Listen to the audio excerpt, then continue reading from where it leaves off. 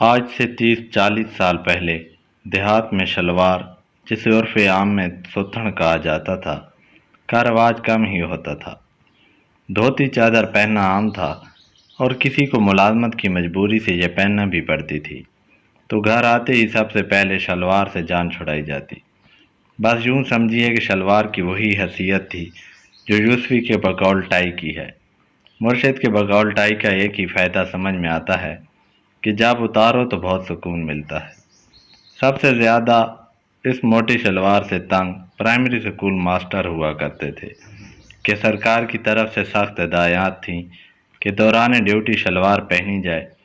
اب سرکاری احکامات کی مجبوریاں وہی سمجھ سکتے ہیں جنہیں سرکار سے پالا پڑا ہے، لیکن جہاں ضرورت ایجاد کی ماں ہوتی ہے وہاں راستہ نکالنا بھی آنا چاہیے۔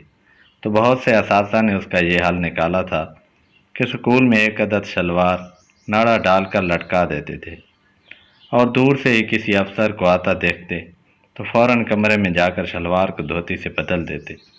افسر بھی خوش ہو جاتے۔ ہمارے ایک محترم استاد نے بھی ایک عدد سفید شلوار کمرے میں رجسٹروں کی الماری کے ساتھ کیل پر لٹکائی ہوئی تھی۔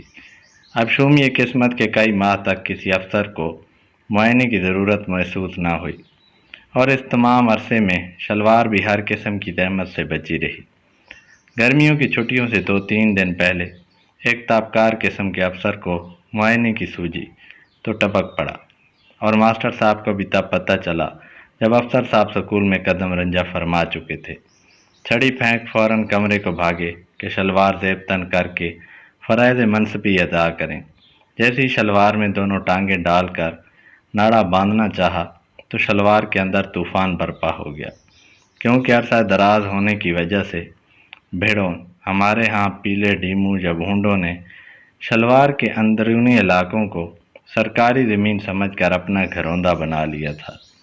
اس کے بعد کیا ہوا اسے آپ تخیل کی پرواز پر چھوڑتے ہیں کہ اس کے بعد چراغوں میں روشنی نہ رہی۔